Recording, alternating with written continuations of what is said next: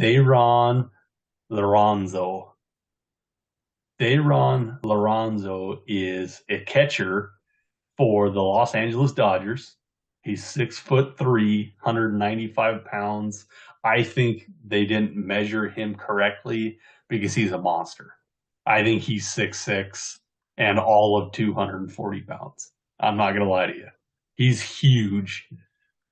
But Thayron, throughout this year in 2023, he was at the single A affiliate with the Dodgers, 345 at bats. He averaged 272, on base percentage of 400, slugged 562, on base plus slugging 962 with 24 home runs, fellas. Two stolen bases.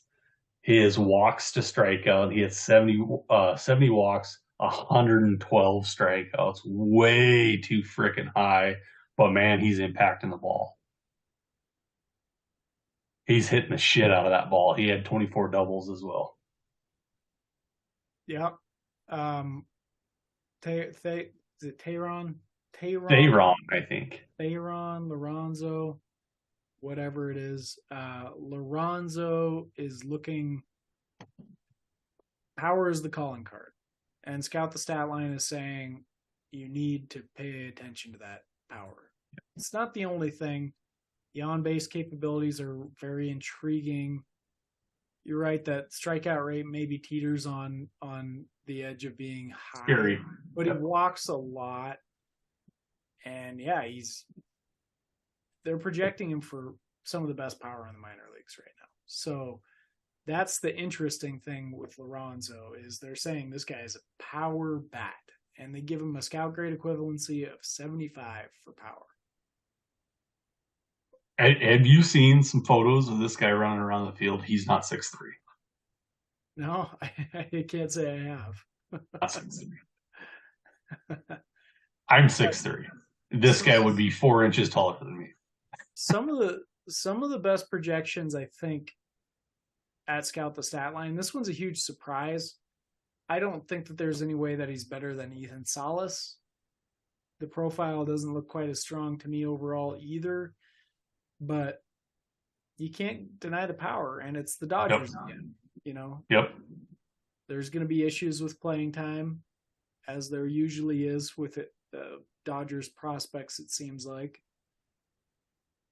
He did all of this at 19. He just turned 20.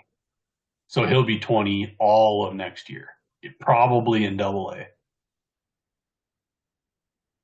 Yeah, I'm going to guess that he starts out in High A, and maybe if he's still hitting the crap out of the ball, gets a promotion up to Double A.